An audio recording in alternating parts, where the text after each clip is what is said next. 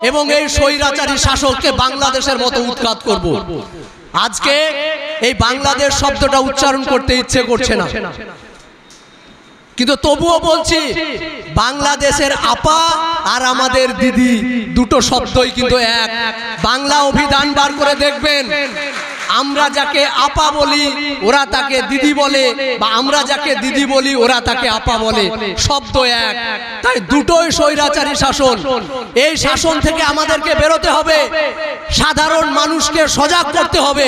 কারণ আমাদের কাছে যদি শিক্ষার অধিকার না থাকে, দেখুন একটা জিনিস, আজ আমরা যারা শিক্ষিত তথাকথিত মেরুদণ্ড এখনো বিক্রি করিনি, তারা নিজের অধিকারের দাবিতে 10 বছর রাস্তায় দাঁড়িয়ে ধর্মতলায় আন্দোলন করছে।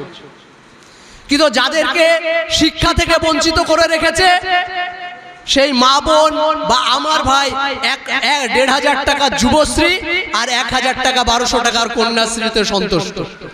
কারণ আপনাকে যদি শিক্ষা থেকে বঞ্চিত করতে পারে, তাহলে সব থেকে বড় বিষয় যেটা হলো মেরুদণ্ডহীন একটা সমাজ তৈরি করা যাবে। আমরা কি বলছি, শিক্ষিত দরকার। সমাজ পরিবর্তন তখন হবে যখন শিক্ষিত মানুষরা মেরুদণ্ড সোজা করে শক্ত হাতে সমাজের হাল ধরবে। যার জন্য এই নওশাদ সিদ্দিকীর আত্মত্যাগকে আমি কুর্নিশ জানিয়ে এই রাজনীতির প্ল্যাটফর্মে এসেছি। আজকে বারবার একটা জিনিস বলার চেষ্টা করি, আব্বাস সিদ্দিকী, নওশাদ সিদ্দিকী ভাইজানের কিসের অভাব আপনারা আমাকে বলতে পারেন? এই মানুষগুলোর কোনো সম্মান, আধিপত্য, অর্থ, প্রতিপত্তি, কোনো কিছুর কোনো অভাব আছে? আছে? যদি কারো আমার সঙ্গে দ্বিমত পোষণ করেন হাত তুলবেন। এই মানুষটা এই ইলেকশনকে কেন্দ্র করে 70খানা সভা করেছেন পশ্চিমবঙ্গের বিভিন্ন অঞ্চল, বিভিন্ন প্রান্তে। বিশ্বজিৎ দা বিভিন্ন জায়গায় ছুটে বেরিয়েছেন। এই মানুষগুলো, এই যে বিশ্বজিৎ মাইতি আর নওশাদ সিদ্দিকী, এই কম্বো লড়াইটা কেন সেটা আপনাদেরকে বুঝতে হবে। এটা হলো সংবিধান বাঁচানোর লড়াই, এটা হলো সাংবিধানিক অধিকারকে প্রতিষ্ঠা করার লড়াই। এই লড়াইয়ে যতটা বিশ্বজিৎ মাইতিকে দরকার, ততটা মহিউদ্দিন মাহিকে দরকার, ততটা আপনাদেরকেও দরকার। আমরা সেই আদর্শে আদর্শায়িত হয়ে, ভাইজানদের আদর্শে আদর্শায়িত হয়ে আজকে সেই লড়াইটাকে সারা পশ্চিমবঙ্গে ছড়িয়ে দেওয়ার চেষ্টা করছে। আর ওরা আমাদেরকে কখনো প্রশাসন ডেকে থানাতে, কখনো ছাদ থেকে ফেলে দিয়ে আমাদের এই লড়াইটাকে দমানোর চেষ্টা করছে। কিন্তু আমরা পরিষ্কার গলায় রাজ্য সরকার এবং কেন্দ্র সরকার তথা বিজেপি, সাম্প্রদায়িক শক্তি এবং রাজ্যের যারা বাইনারি পলিটিক্স করে এখনো পর্যন্ত ক্ষমতায় রয়েছে সেই তৃণমূলকে সজাগ করে দিয়ে বলতে চাই যে আর নয়, এবার পরিবর্তন কিন্তু আমরা চাই। অর্থাৎ সমাজ পরিবর্তন আমরা চাই, সমাজের অধিকার আমরা আদায় করার জন্য রাজনীতির প্ল্যাটফর্মে এসেছি। আজকে একটা বিষয় লক্ষ্য করেন, আমি ভাঙড়ের সমীকরণ দেখছিলাম এবং ভাইজানদেরকে আগে বলছিলাম, ভাঙড়ের বুকে একটা আপনি দেখান তো ভোট পরবর্তী প্রতিহিংসায় বা হিংসায় বা ঘটনায় কোন রকম কোন সিপিএম এর নেতা আক্রমণের শিকার হয়েছে? সিপিএম এর প্রার্থী ছিল তো ভাঙড়ে? ছিল কি ছিল না? বা অন্যান্য রাজনৈতিক কারো কোনো সমস্যা হয়েছে?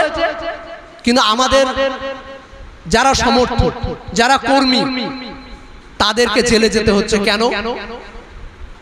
তার একটা ছোট্ট উদাহরণ দিই। বড় ভাইজান বলছিলেন যে একটা রসুনের অনেকগুলো কোয়া থাকে, কোয়াগুলা দেখবেন সব আলাদা আলাদা অবস্থাতেই থাকে, কিন্তু রসুনের জড়টা কোথায় থাকে বলেন তো? একটা জায়গায় থাকে। তো এই যতগুলা পশ্চিমবঙ্গের রাজনৈতিক দল দেখছেন, সব রাজনৈতিক দলের জড় কিন্তু আরএসএস এর নাগপুরে বাঁধা আছে। একমাত্র আইএসএফ যেটা হলো এক কোয়া রসুন। এক কোয়া রসুন কি কাজে লাগে? ওষুধের কাজে লাগে।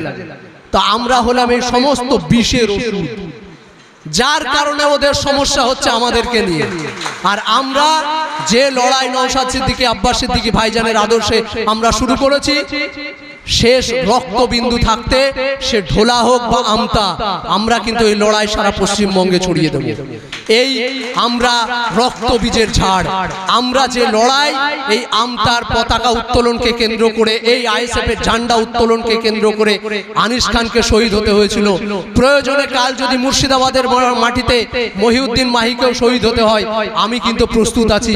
এই লড়াই ছেড়ে যাওয়ার আমরা নই। তাই আপনারাও আজকের দিনে অঙ্গীকার করুন যে আগামী বিধানসভা নির্বাচন আসছে, আগামী পঞ্চায়েত নির্বাচন আসছে, সেই সময় পর্যন্ত আমাদের সাংগঠনিক স্তরগুলোকে এমনভাবে আমরা সাজিয়ে নেব যেন এরা আর আগামীতে আমাদের দিকে চোখ রাঙানোর সাহস না পায়। একটা স্লোগান দেখছিলাম যে প্রশাসন বন্ধু এবং অন্যান্য রাজনৈতিক নেতাদেরকে বলছি, তৃণমূলের নেতাদেরকে বলছি, ভ্রাতৃত্বের নজরে তাকাবেন, আমরাও ভ্রাতৃত্বের নজরে তাকাবো। শাসকের দৃষ্টিতে তাকাবেন, চোখ উপড়ে ফেলবো। পরিষ্কার বলছি, শাসকের দৃষ্টিতে তাকাবেন না। গণতান্ত্রিক অধিকার একটা রাজনৈতিক দলের, সেই রাজনৈতিক প্রচার নিম্ন স্তর থেকে উচ্চ স্তর পর্যন্ত আমরা করে নেব। লড়াই সাধারণ মানুষের, লড়াই জল জমি জঙ্গলের অধিকার, লড়াই শিক্ষা বাঁচানোর, লড়াই স্বাস্থ্য বাঁচানোর, লড়াই আমার মৌমিতা দেবনাথ বোনের সম্মান বাঁচানোর লড়াই। এই লড়াই আমরা শেষ পর্যন্ত লড়ব। এই যে স্বাধীনতা দিবসে আজ আমাদের এই অঙ্গীকার, এই শপথ, এই বলেই আমি আমার সংক্ষিপ্ত বক্তব্য শেষ করলাম। ভালো থাকবেন, সুস্থ থাকবেন।